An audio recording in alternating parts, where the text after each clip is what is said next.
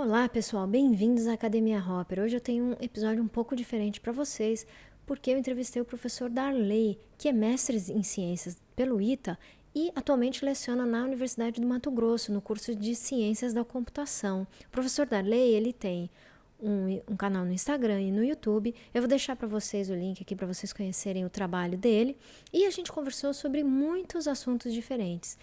Uma das coisas que a gente conversou que eu achei bem interessante para vocês que estão começando agora é quais são as dificuldades maiores dos alunos e como superar essas dificuldades, né?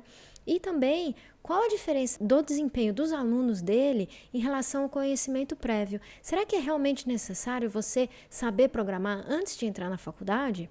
Além disso, a gente comentou também sobre uma área muito diferente na área de tecnologia, que é a computação forense. Eu achei muito interessante essa profissão. Além disso, a gente falou sobre outras profissões e sobre o mercado de trabalho, incluindo oportunidades que a pandemia está nos trazendo. Por último, a gente conversou sobre empreendedorismo digital. Espero que vocês gostem desse tipo de episódio. Se gostarem, não esquece de dar um joinha para eu poder saber que esse tipo de conteúdo agrada vocês também. E vamos lá!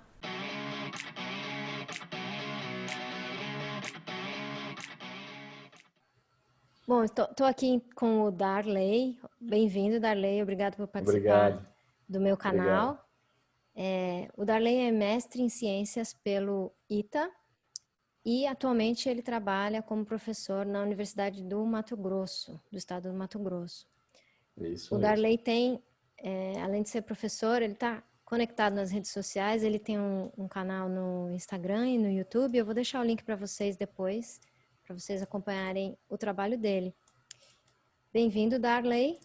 E eu Muito queria que você obrigado. começasse comentando um pouquinho sobre sua experiência, de onde você vem, para onde você vai. Bom, primeiramente, muito obrigado pelo convite de participar aqui com você. Acompanho o seu trabalho, eu acho muito legal, muito bacana. E é um prazer estar aqui e compartilhar um pouco da minha história e da minha experiência com o seu público e o pessoal que te acompanha também. Bom, meu nome é Darley, você já me apresentou, sou mestre em ciências, mas para falar um pouquinho da minha história, tem que voltar um pouco no tempo, né?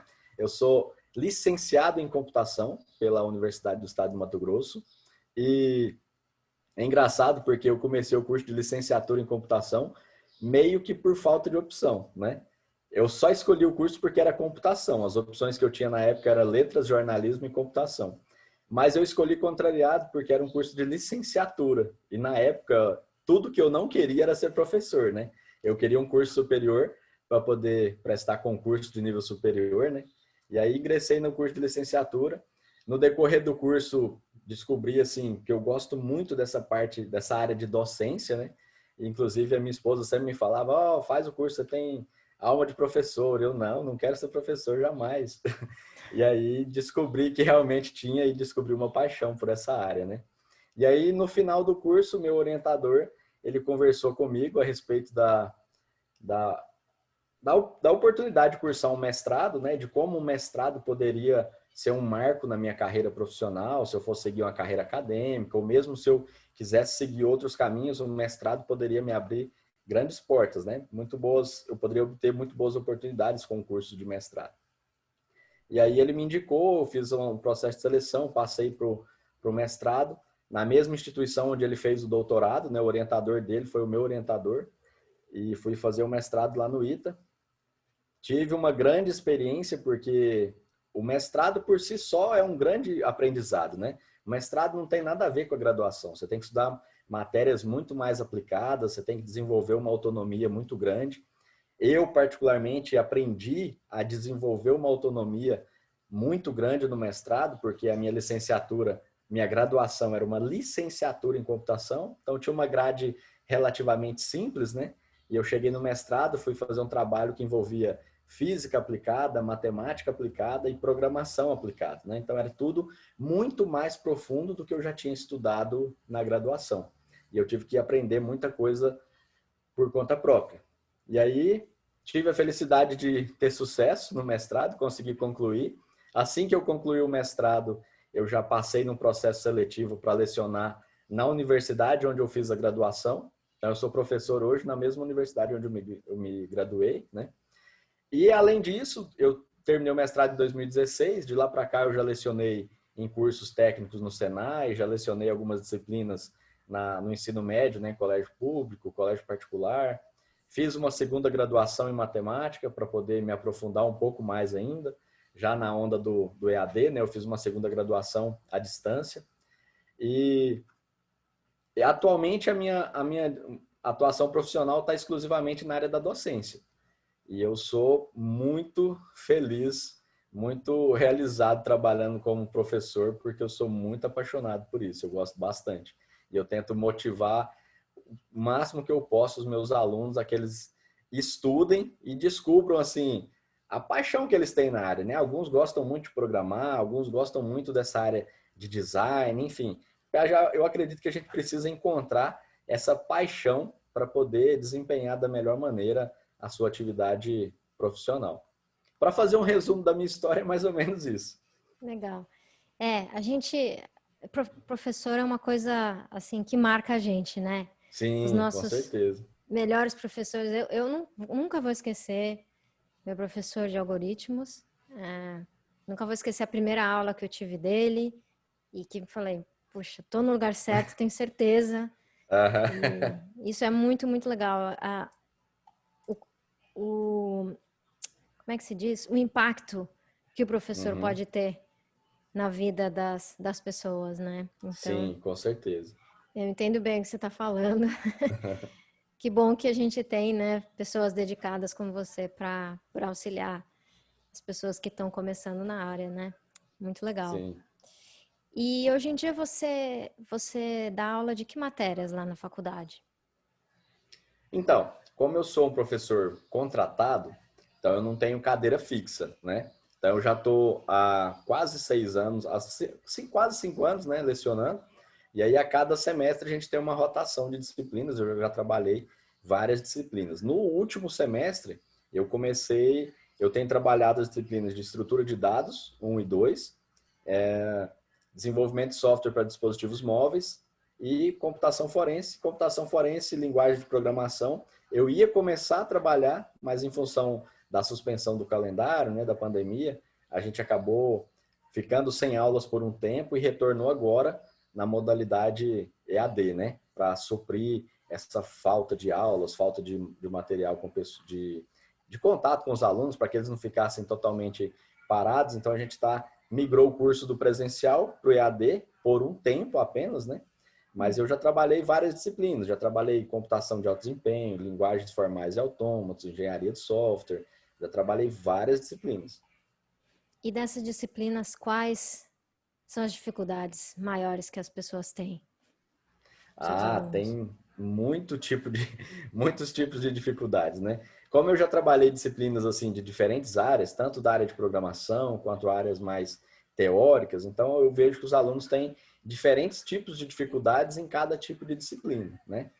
Em geral, as disciplinas de estrutura de dados 1 e estrutura de dados 2 são as disciplinas onde os alunos têm mais dificuldade. Por quê? Porque, na minha opinião, são as disciplinas que exigem um maior esforço intelectual e criativo do pessoal. Como assim? Quando eu proponho um problema de estrutura de dados, eu espero que o aluno use as ferramentas computacionais que ele conheceu, que ele aprendeu na faculdade, e que ele crie uma solução, né? Aí, em geral, a gente espera que um desenvolvedor consiga fazer isso, que ele use as ferramentas computacionais que ele conhece para desenvolver uma solução. E isso é a aplicação do conhecimento, né? E aí, em estrutura de dados, o que eu vejo? O pessoal vem carregando dificuldades, né? Vem carregando algumas lacunas de formação. Às vezes a pessoa até compreende algum conceito, mas não entende ele de verdade, não aplica e aí não aprende de verdade. Então, por exemplo, o pessoal estudou algoritmos, ele até entende o que é uma estrutura condicional, uma estrutura de iteração. Quando chega em estrutura de dados, que a gente estuda estruturas de armazenamento de dados na memória do computador e parte para a implementação, a pessoa precisa utilizar os conceitos que ela aprendeu em algoritmos e construir soluções para problemas propostos. E aí o que eu tenho observado que a maioria dos alunos fazem? Não a maioria, mas um grande número, né? O pessoal tem se habituado a copiar da internet soluções prontas. E aí tem alimentado um auto-engano de que copiar alguma coisa pronta equivale a aprender, né? Obter a nota numa lista de exercício equivale a aprender. E não é assim. Você aprende à medida que você aplica o seu conhecimento. E aí, eu costumo brincar com os meus alunos. Ninguém precisa reinventar a roda, mas a gente, usando uma roda, precisa entender o porquê de usá-la, né? Ou como que ela funciona. Por que que aquela roda facilita o meu trabalho? Se eu simplesmente copiar alguma coisa pronta, eu nunca vou aprender. E aí, estrutura de dados, a gente precisa muito disso. Precisa muito que o aluno desenvolva essa capacidade de, se eu conseguir encontrar um código na internet que resolve o meu problema, eu preciso primeiro entendê-lo. Porque se eu entender esse código, numa outra situação eu vou conseguir adaptá-lo para a situação específica que eu estiver trabalhando, né? E os alunos têm com grande frequência cometido esse erro. Copiam da internet, copiam do coleguinha, né? Mas não querem ter o esforço, passar por aquele momento assim desconfortável de descobrir que não sabe alguma coisa, de que tem que quebrar a cabeça para resolver um exercício, né? E aí acaba carregando essas lacunas de formação.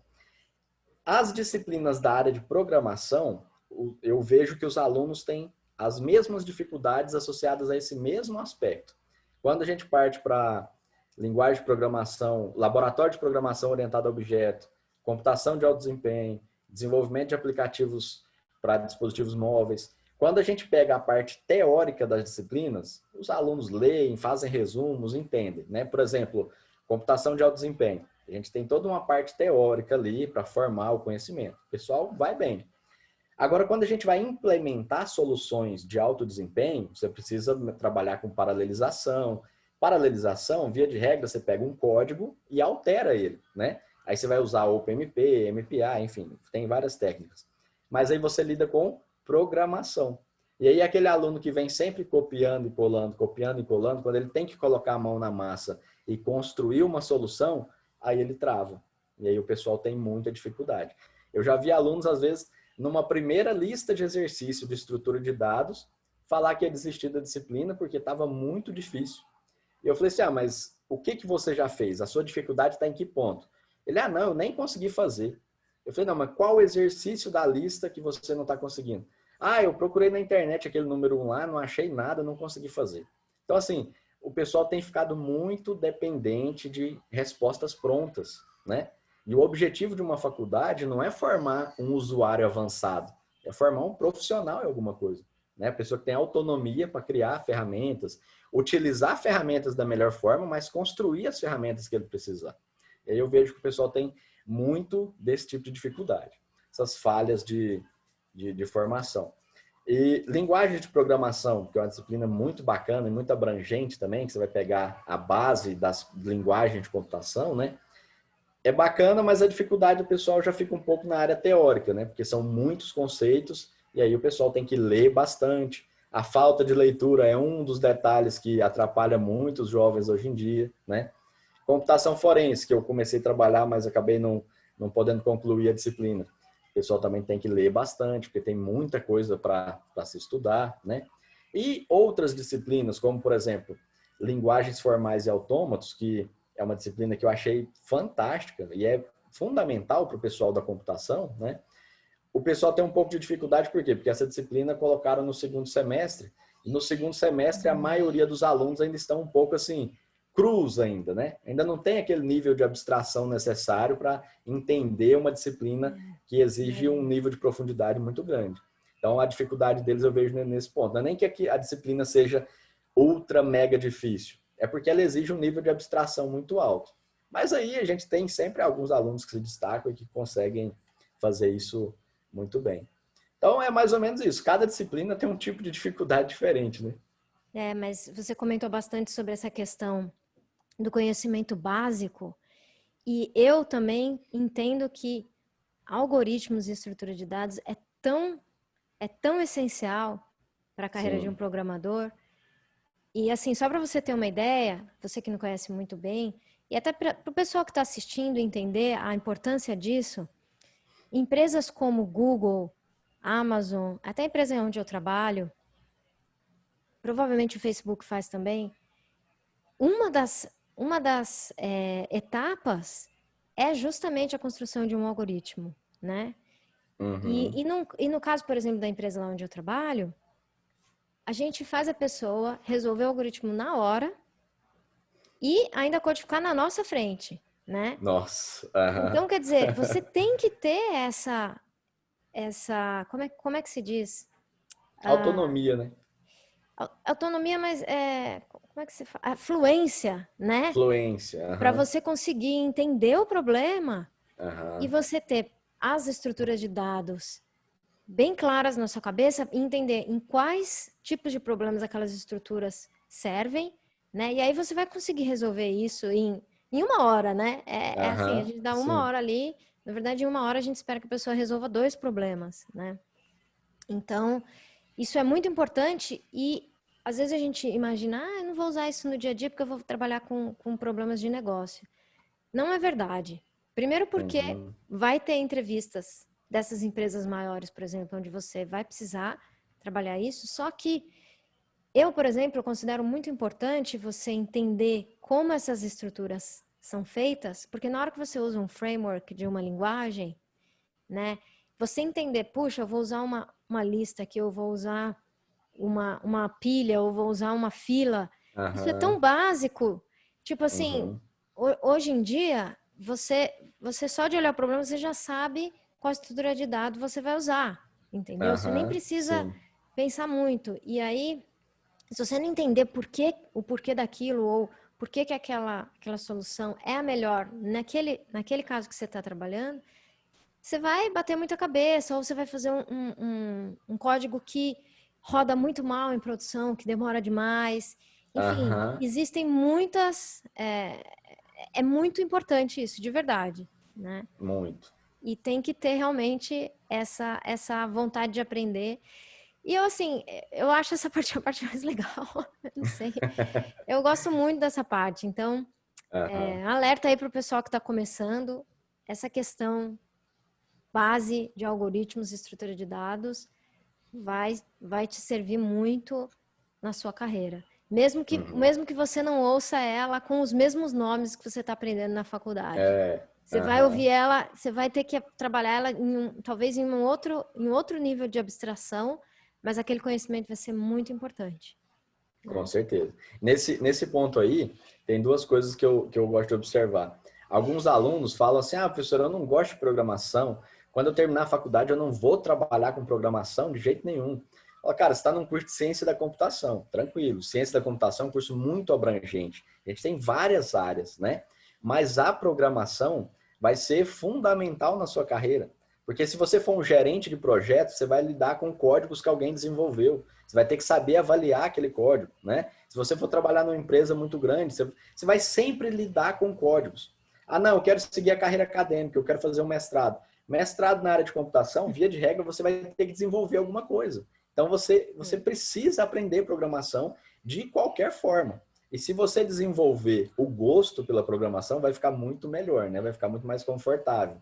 E outra coisa que eu achei legal do que você falou, que eu costumo dizer é o seguinte: às vezes o pessoal fica acomodado na solução que funciona, né? Você tem um probleminha ali, qualquer. Tem um problema proposto. Eu fiz aqui uma soluçãozinha, rodou, pronto, é o suficiente. Não é. Existem soluções e soluções ótimas, né? Eu fiz uma solução, atendi o problema, beleza. Como que eu posso melhorar isso agora? E essa questão que você comentou sobre a solução ótima, quando a gente está trabalhando em sistemas de grande escala, com milhares de usuários, essa, essa solução ótima tem que ser a primeira, entendeu? Porque Uhum. senão o negócio não fica de pé. E esse é o tipo de. É por isso que essas empresas grandes que eu comentei, elas fazem esse tipo de, de pergunta em entrevistas, justamente para entender o nível de conhecimento que a pessoa tem e do entendimento que ela tem do custo, né, dos ciclos computacionais que estão acontecendo ali. Aham. Isso também é uma coisa que é analisado nesse tipo de entrevista.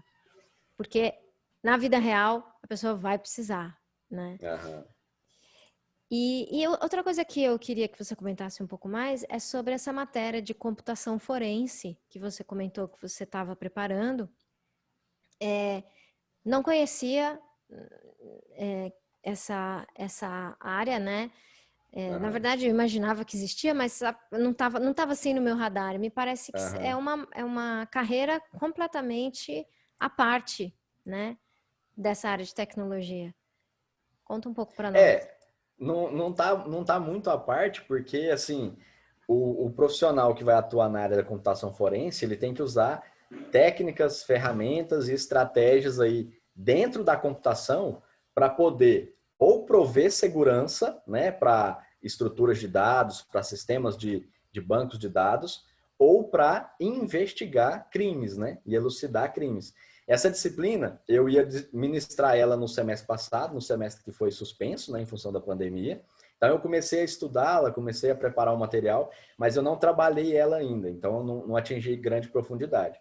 Mas é uma área onde a gente tem várias especializações, tem várias certificações, e eu acredito com, assim, sem dúvidas, é uma das áreas que vai ter um crescimento muito grande. Atualmente, o que a gente tem visto? Não apenas em função da pandemia, mas já de alguns anos para cá, uma migração muito grande para o digital. Então, o pessoal digitalizou informações de clientes, digitalizou seus projetos.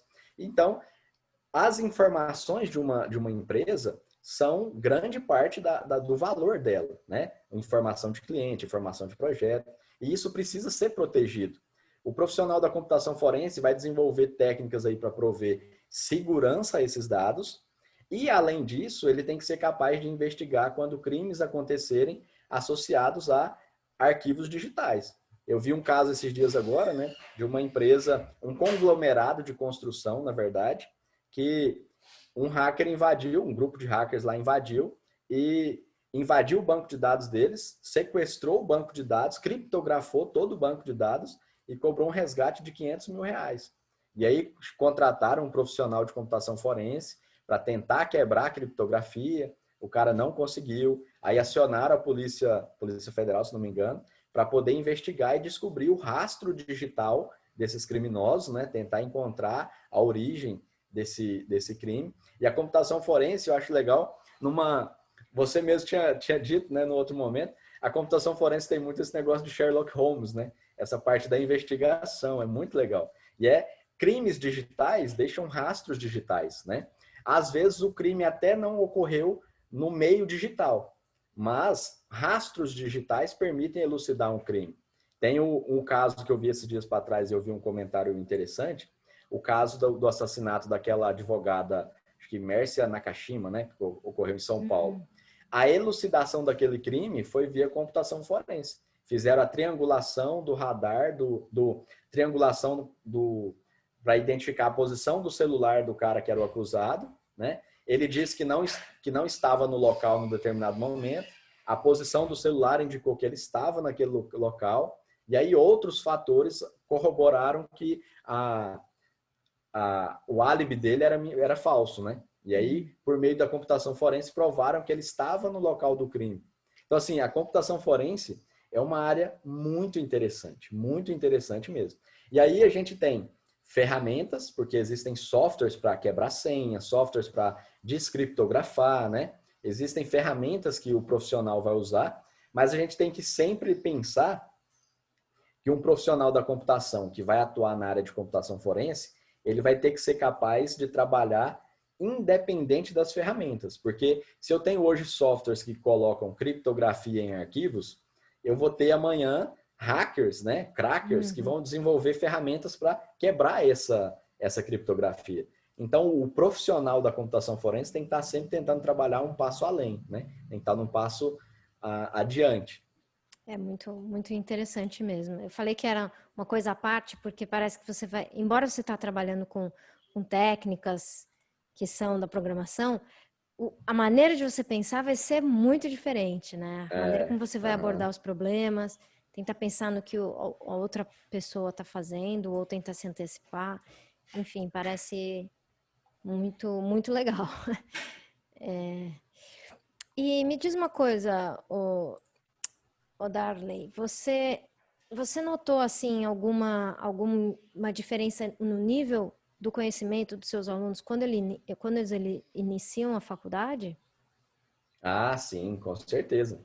A gente tem, no início do curso, né, ali no primeiro semestre, a gente tem alunos de todos os níveis. Tem alunos que já chegam com conhecimento de programação, com conhecimento de eletrônica, seja porque já tem uma aptidão para a área, né, já é um entusiasta da programação, ou seja porque já tem alguma atividade profissional relacionada a isso e está buscando uma formação no nível superior.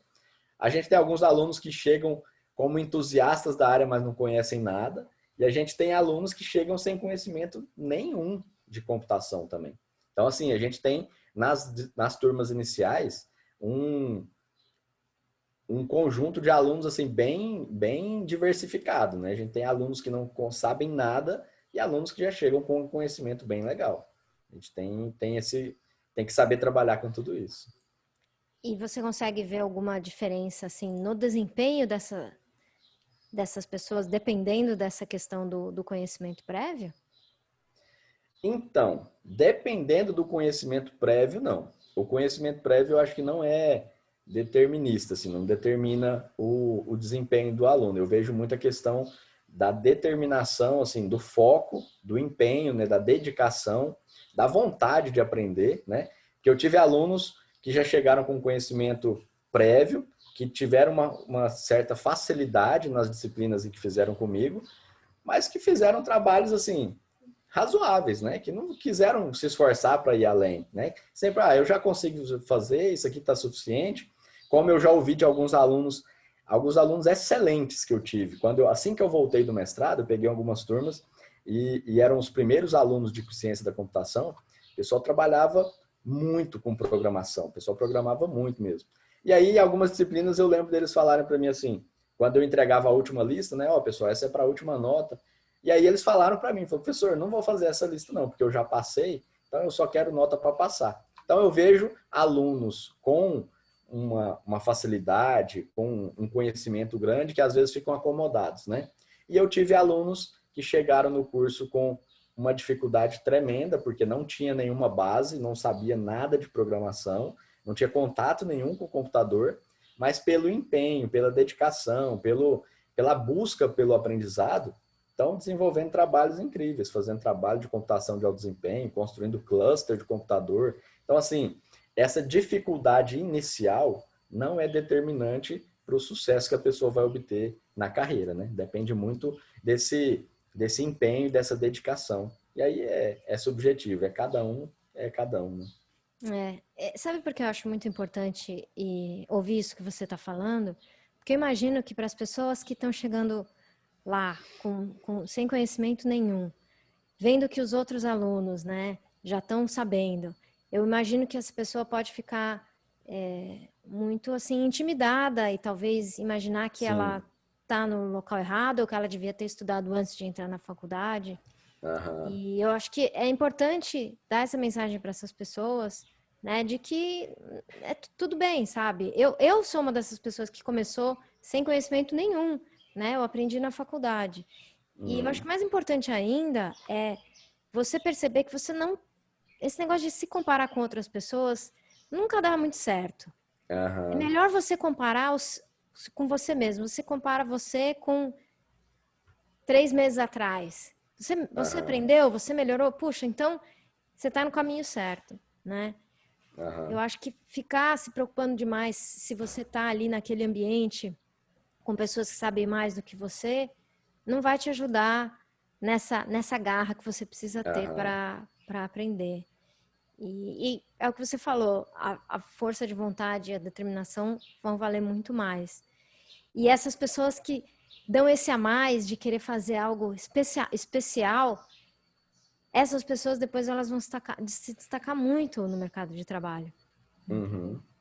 Essas Uhum. pessoas que não fazem só o feijão com arroz, não fazem só o que foi pedido, elas Uhum. entendem o problema e se jogam, né, em cima Uhum. e falam, nossa, não, deixa eu resolver, dá aqui comigo que eu resolvo. E faz o melhor trabalho que elas podem fazer. Aham. Então, eu acho isso é realmente mais importante do que você ter o conhecimento prévio. Escuta, Darley, você comentou em uma das nossas conversas que você está dando uma palestra sobre as profissões do futuro. Você poderia Uhum. contar um pouco para nós sobre esse conteúdo? Ah, sim. Essa palestra eu desenvolvi para apresentar para os alunos ali do primeiro semestre, né, numa atividade de recepção acadêmica, recepção dos calouros. E aí eu alterei ela um pouquinho e comecei a levar para os alunos do ensino médio também, porque eu já lecionei no ensino médio, né?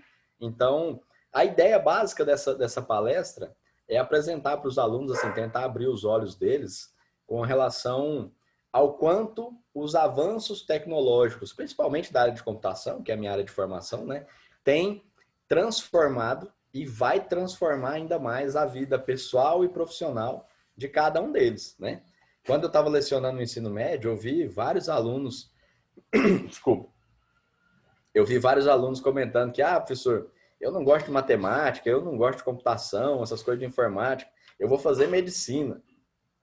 Eu vou fazer veterinária, eu vou fazer agronomia. Outros, eu vou fazer geografia. Não preciso desse tipo de matemática, essas coisas.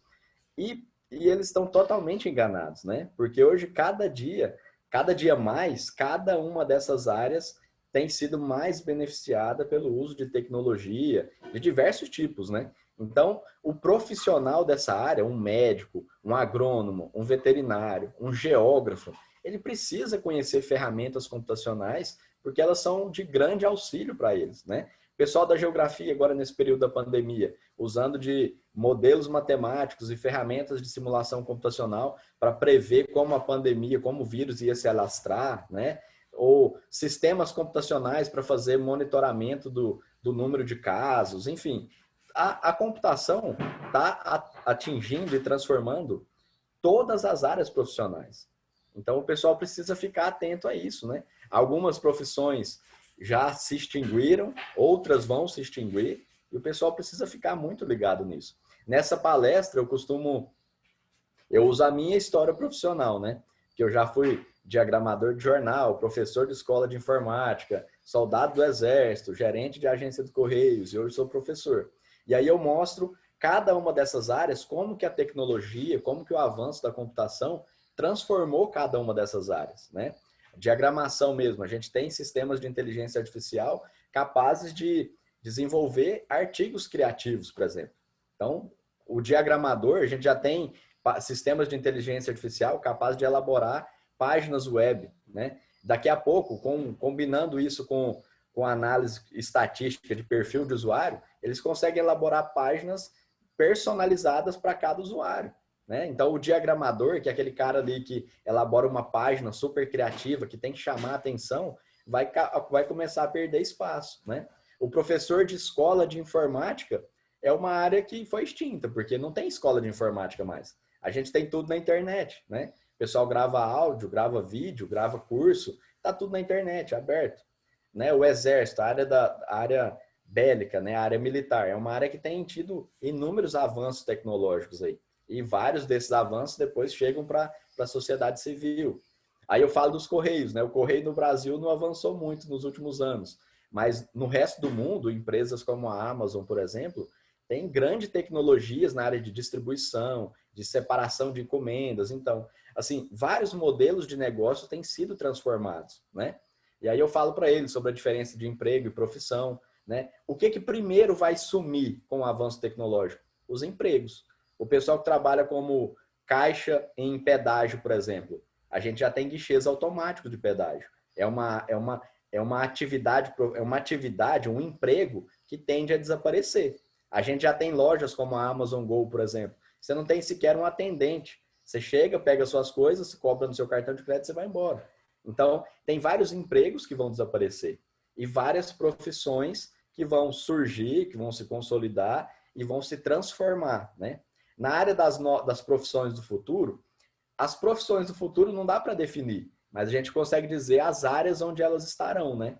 E aí eu comento dentro da palestra sobre áreas como inteligência artificial, né, redes neurais, deep learning, machine learning, sobre internet das coisas, sobre guerra cibernética. E aí eu explico essas áreas e explico esses conceitos, tento tornar mais familiar para os alunos, né, para os jovens, e mostrar que as profissões do futuro com certeza estarão dentro dessas áreas.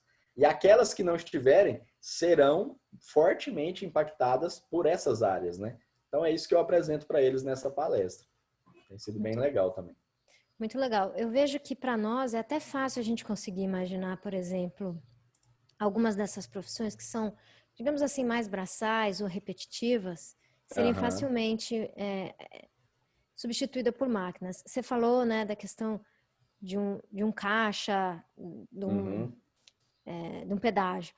Por exemplo, aqui na Austrália, supermercado, você tem uma quantidade bem limitada daqueles caixas onde tem uma pessoa te atendendo e uma quantidade muito maior de caixas que você mesmo passa suas compras olha e vai só. embora. É tipo assim, 3 para 30, sabe? A diferença. Nossa. Então, imagina a Aham, quantidade de pessoas que antes trabalhavam ali e agora não trabalham mais. Então, isso daqui eu acho que já está muito claro para as pessoas, mas eu vejo que ainda não está claro que, por exemplo, você comentou do seu aluno que eu quero ser médico. Com a quantidade de avanços tecnológicos que estão sendo feitos na medicina, a tendência é que a necessidade de médicos vai diminuir, porque muita coisa vai ser feita por máquinas. E os uhum, médicos que sobrarem vão ser para tratar, às vezes, de casos muito complexos, ou, de aham, repente, eles vão ter o conhecimento que vai informar as máquinas em como elas vão trabalhar. Mas, quer dizer, aham, a profissão pode não sumir inteiramente, não pelo menos enquanto a gente estiver vivo aqui, né? aham, Ou nessa nossa geração, nas próximas gerações, mas a chance dela diminuir muito é bastante grande. Então, quando você falou, em profissões que estão muito impactadas por, por, por tecnologia, eu acho que elas têm essa tendência de você uhum. precisar de menos profissionais, né? Sim, E eu acho que a gente pode ver isso com dois olhos, né? Com um olho de desespero, falar, nossa, o que eu vou fazer agora?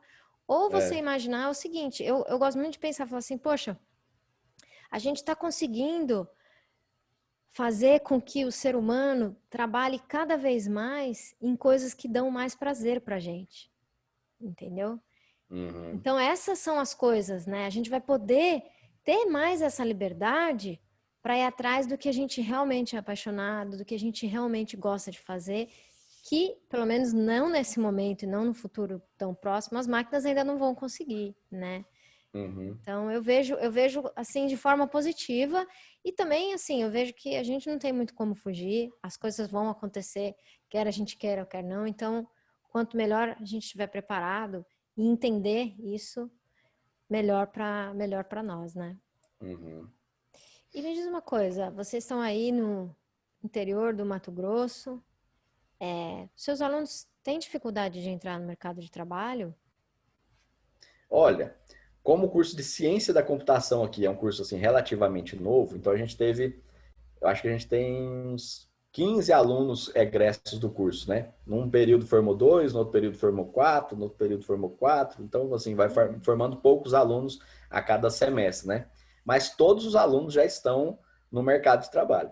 A maioria deles na área de desenvolvimento, só que praticamente todos eles já foram embora, não ficaram aqui na cidade, né? Os que estão aqui na cidade é porque eram concursados, mas fazem trabalhos de desenvolvimento remoto também. Trabalham, fazem prestação de serviço para outras empresas, que eu, inclusive um dos alunos, um aluno que foi meu orientando, né? Ele é concursado na prefeitura e é um desenvolvedor assim tremendo e ele faz grandes projetos remotos. Outros alunos já foram embora, já nem voltaram para a cidade deles, mas foram para cidades onde conseguiram oportunidade de emprego, trabalhando como programadores, como desenvolvedor na área de UX, né, de experiência do usuário, enfim. Eu vejo que aqui na nossa cidade, aqui na região, o pessoal ainda tem essa dificuldade de ingressar no mercado de trabalho. Mas, como a gente já comentou, o mercado para a área de TI está muito aquecido, né? A gente vê uma demanda muito grande por profissionais dessa área. Então, se a pessoa quiser ir para outros lugares, ela consegue uma colocação de trabalho com uma relativa facilidade. Legal, muito bom você falar isso, porque às vezes a pessoa pensa, eu tô aqui no interior, como é que eu vou, né, sair daqui e tal, ou Ah, imagina que ela está muito limitada porque não tem nada ali naquele local. E eu aham. vejo que a área de tecnologia abre muito portas, muitas portas nesse sentido, né? É uma pena realmente que a questão de tecnologia ainda está muito concentrada em algumas capitais do Brasil, né? Sim. Uhum. Poderia estar um pouco mais espalhada. Acho que isso vai fazer bem para todo mundo, né? Porque também essas capitais estão super abarrotadas de pessoas e aí tem a questão, outras questões, né? De qualidade de vida e tal. Mas vamos, quem sabe, né? Vamos pensar que isso daí vai com essa questão da tecnologia sendo cada vez mais importante em tantas áreas, que esses Uhum. postos de trabalho vão aos poucos se abrindo nessas regiões. Você comentou sobre a questão de trabalho remoto, eu fiquei imaginando aqui se mudou alguma coisa nessa questão das oportunidades de emprego depois que a pandemia começou. Você conseguiu notar alguma diferença? Então, eu acredito que eu notei uma grande diferença, mas eu acho que a maior parte dos meus alunos não notaram. Porque o que a gente vê, assim, que com a pandemia, com essa migração para atividade online, para atividade remoto, para home office, né? A necessidade de profissionais da área de TI só aumentou em todos os aspectos, né? Seja para desenvolvimento back-end, front-end, para trabalhar com redes, para manutenção de computadores, para todo tipo, né? Lógico, o cientista da computação não é formado para fazer manutenção de computador, mas são oportunidades de negócio, são oportunidades que existem, né? E eu vejo que muitos dos meus alunos não abriram os olhos para enxergar essas oportunidades. Essa pandemia acelerou um processo que já vinha acontecendo, né? Essa grande demanda por profissionais da área de TI em diversas áreas. Né? O profissional de TI não trabalha só com programação, só com desenvolvimento. Tem várias áreas onde ele pode atuar. E essa pandemia, esse grande crescimento da necessidade aí por tecnologia, por ferramentas computacionais, para o pessoal poder trabalhar de casa, para poder aumentar o desempenho mesmo distante da empresa, faz com que profissionais da área de tecnologia sejam cada vez mais requisitados. E aí a gente precisa que os profissionais, ou quem está se formando nessa área, né, os alunos, enxerguem essas oportunidades, né, e comecem a aproveitá-las. É por isso que a gente está aqui conversando sobre É, isso, para abrir é os isso olhos do aí. pessoal, né? Abrir os olhos do pessoal. O que eu vejo também é que isso dá mais oportunidade ainda para essas pessoas que estão nesses lugares, digamos, mais remotos do país, né? Sim. Porque Aham. abre as portas para você realmente conseguir um emprego, de repente, numa empresa super legal, sem você ter que se mudar, né? Porque eu imagino que também você, você tem que tomar essa decisão de se mudar da sua cidade, não deve ser muito fácil, né, para as Não, pessoas. não é. Então, assim, eu acho que isso é muito, muito positivo.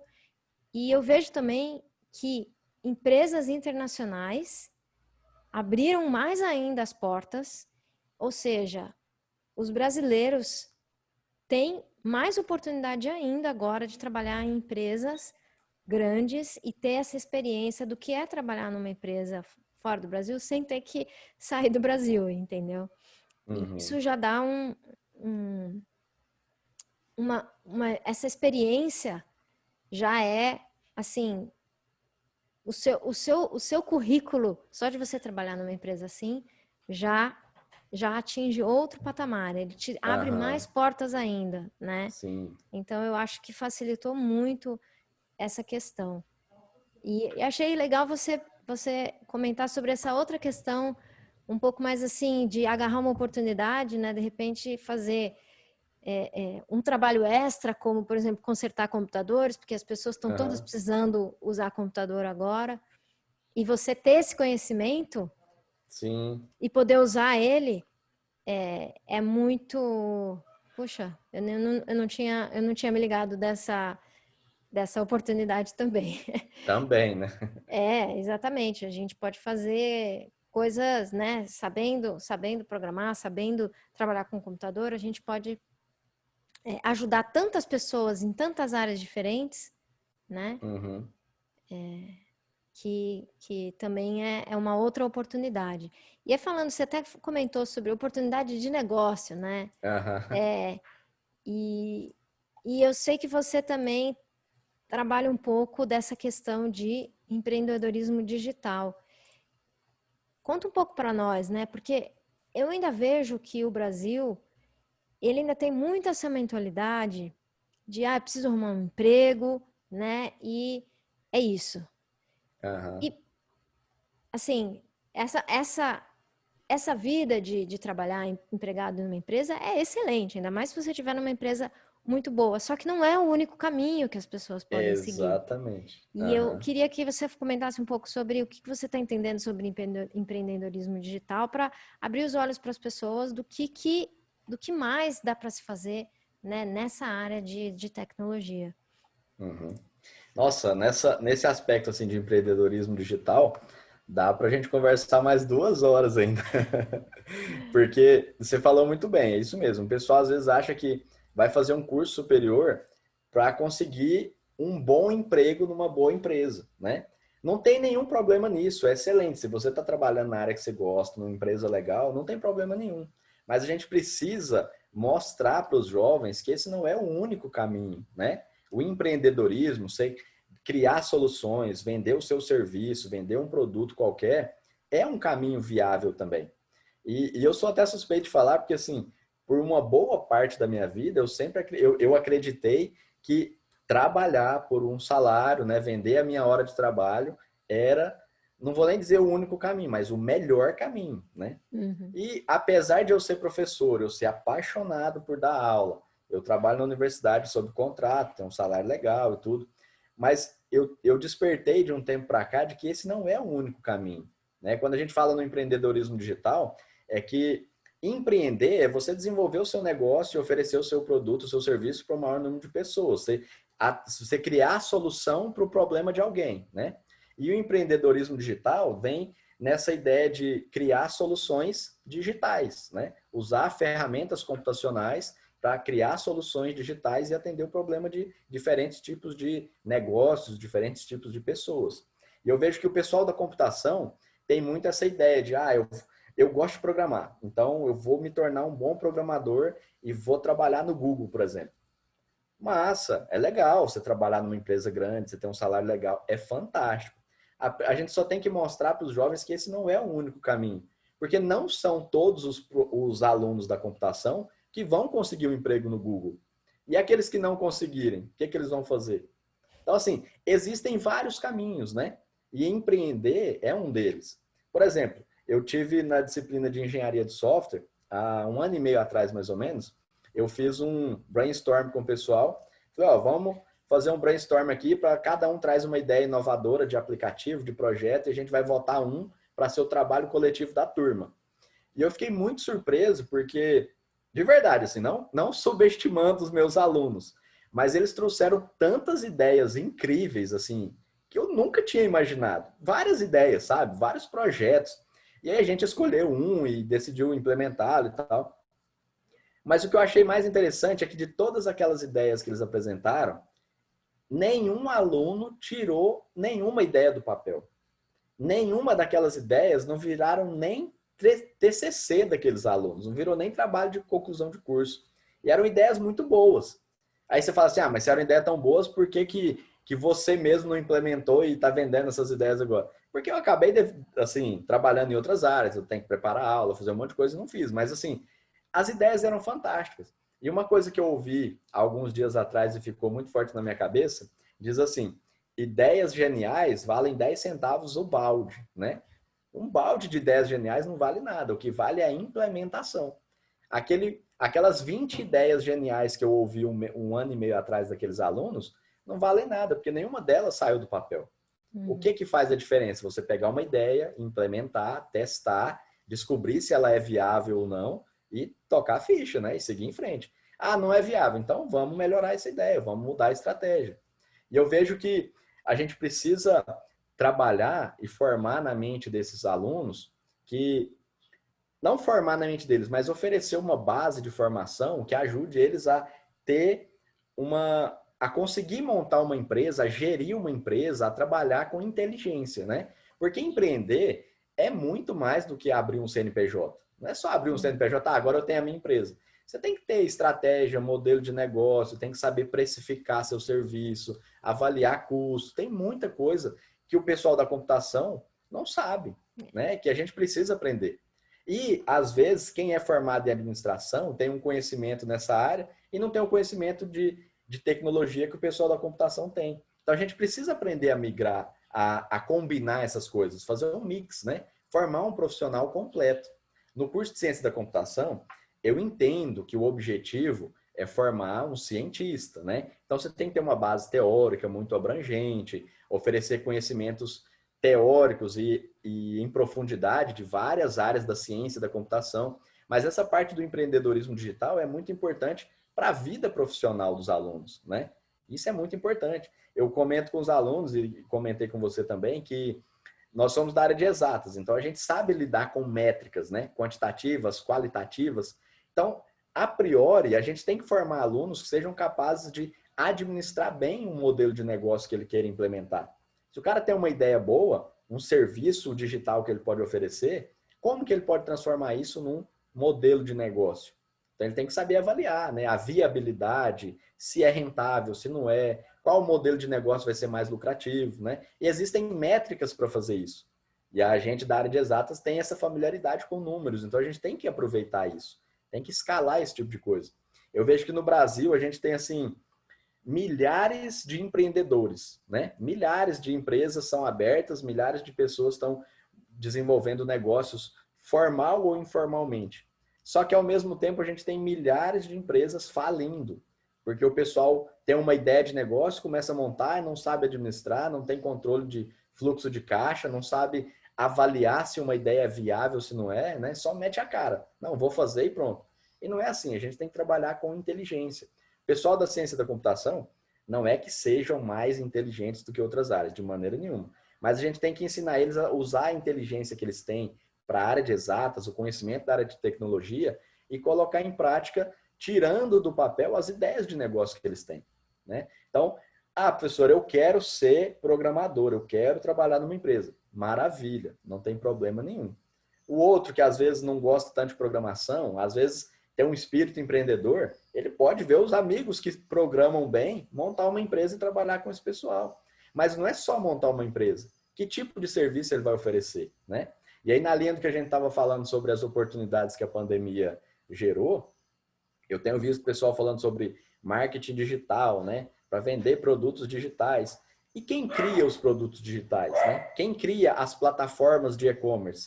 São profissionais da área de tecnologia, né? E os nossos alunos, às vezes, ficam achando que eles só têm que trabalhar como empregado em algum lugar. E eles podem desenvolver essas soluções. E aí a pessoa tem que estar atenta para o cenário atual, né? E ter essa sensibilidade de encontrar essas oportunidades e tirar ela do papel.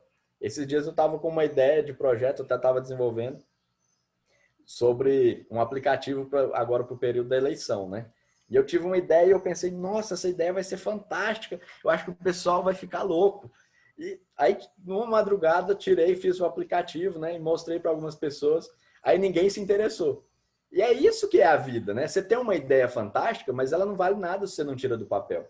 Você tirou do papel não quer dizer que ela vai ser um sucesso. Você tem que testar, né? Aí eu tinha investido só meu tempo, eu não investi um dinheiro para abrir uma empresa. Eu investi o meu tempo, mas foi uma experiência. A partir daquela ideia, eu ouvi alguns comentários, algumas sugestões, já comecei a desenvolver outras ideias. Mas a gente precisa tirar do papel e estudar formas de transformar isso num modelo de negócio que seja rentável, né? Porque eu vejo que o pessoal da computação tem muito essa mentalidade de trabalhar para vender a hora de trabalho. E o pessoal tem que trabalhar para vender ideias, vender serviços, né? Porque eles têm capacidade, têm bagagem para fazer isso. E eu acho que a gente pode desenvolver mais isso na mentalidade desses alunos aí. Eu gostaria de que tivessem me ajudado a desenvolver isso muito antes. Eu acho que a gente pode fazer isso pelos alunos também. É verdade. Você sabe que eu vejo um outro caminho também, que é o seguinte: a pessoa que tem esse espírito empreendedor, ela passar aí os primeiros anos dela em uma empresa ou até em mais de uma empresa, entender como aquela empresa funciona, Sim, entender sim. como que eu acho que um dos maiores, as mais dificuldades que as empresas têm é lidar com os funcionários. Essa questão humana é a mais difícil.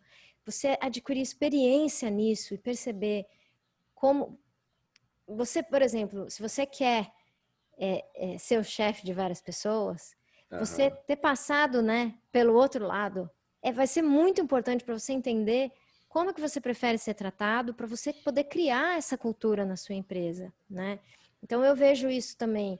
Né? Se a pessoa, por exemplo, entrar numa empresa pequena, melhor ainda, porque ela vai ter exposição a uma área bastante ampla ali, porque numa empresa pequena todo mundo faz muita coisa, né? Então você já tem uma exposição maior de como aquela empresa funciona.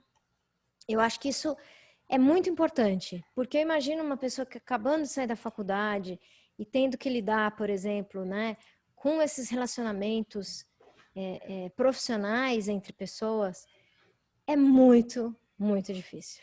É muito É. difícil. Então, ter ali se dar o tempo, né, de ter alguns anos de experiência e passar por isso, passar por essas dificuldades, né, passar por um chefe chato, por um chefe legal, ter problemas com o seu colega de trabalho, entender como é que você lida com isso, são aprendizados que vão te ajudar muito na hora de você realmente formar a sua empresa. E, né, se você tiver a sorte de conseguir, inclusive, ter acesso a como as decisões são tomadas, né, como que você identifica uma oportunidade de negócio para aquela empresa, e aí vai um pouco na linha do que você falou, de você experimentar. As empresas de tecnologia hoje, elas são muito fortes na área de experimentação, de você testar uma Uhum. ideia de uma maneira simples e rápida, para você saber e aprender com aquilo, né? Que eu acho que é uma coisa também, é uma mudança de modelo mental, de que eu, por exemplo, tinha, quando eu comecei no trabalho, né? Era muito aquela coisa assim, ia um monte de gente inteligente pensar num produto que precisava ser feito e aquelas pessoas ficavam lá, blá, blá, blá, blá, blá, blá, blá, e criavam uma Aham. solução e a gente implementava. E a gente passava, às vezes, meses fazendo aquilo, né? Aham. E às vezes podia dar certo, às vezes não.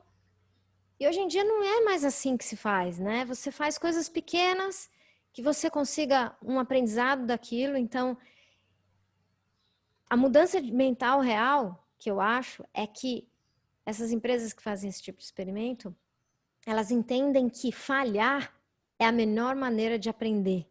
É você Uhum. testar uma coisa, falhar e aprender com aquela coisa que deu errado. Até Aham. você entender e acertar. E eu tive uma certa dificuldade de entender isso, né? Foi um processo assim, porque eu vejo assim que essa questão de errar, principalmente hoje que as redes sociais estão tão fortes assim, se a pessoa comete um erro, aquilo ali vira um pecado, né? E uma Aham. coisa assim tão brutal, e a pessoa talvez é até eliminada assim enfim, dos círculos sociais onde ela Dos círculos, estava, aham. como se, né, ninguém nunca errasse. Então, quer dizer, eu acho que isso é Uhum. uma coisa que precisa ser trabalhada melhor. Primeiro, né, de você se permitir errar, de você perceber o erro de outras pessoas e permitir esse erro e perceber que você testar várias coisas, errar e aprender é muito mais rápido, entendeu? Do que você, sei lá, trabalhar meses, um ano em uma coisa e depois falhar no final, né? Aham. Sim. Então, eu acho que isso é uma mudança de mentalidade que, se a pessoa tem a sorte, né, entrar numa empresa dessa que tem essa mentalidade, ela com certeza vai ter muito mais bagagem para montar a empresa dela depois com mais sucesso. Então, eu vejo assim que existe esse lado também, mesmo a pessoa querendo ser empreendedora, dela passar por essa fase de aprendizado De mesmo. aprendizado. Uhum. Você Muito gostaria obrigado. de falar alguma coisa aí para nossa audiência antes de terminar? Ah, eu agradeço. a paciência de todo mundo, a sua, né? Que eu falo demais. Eu acabo enrolando, demorando um pouco mais a palestra. Agradecer a todos aí, agradecer a você pelo convite e dizer para o pessoal que a área da ciência da computação é uma área muito ampla, né? Muito abrangente. Então, às vezes o pessoal, eu não vou para a computação porque eu não gosto de programar. Programação é só uma parte, né, do que a gente precisa saber. A ciência da computação é uma área muito ampla e a tecnologia, como eu falei lá na parte das profissões do futuro, o avanço tecnológico está transformando a vida de todo mundo, pessoal e profissionalmente. A gente precisa estar antenado a essas mudanças aí. E principalmente aos alunos, a quem já está na área da ciência da computação, tem que continuar firme porque é a área do futuro. Todas as profissões, todas as áreas serão impactadas pelos produtos desenvolvidos por cientistas da computação, né? É só deixar esse aviso para o pessoal. Tá legal, então. Obrigada, Darley. Obrigado você.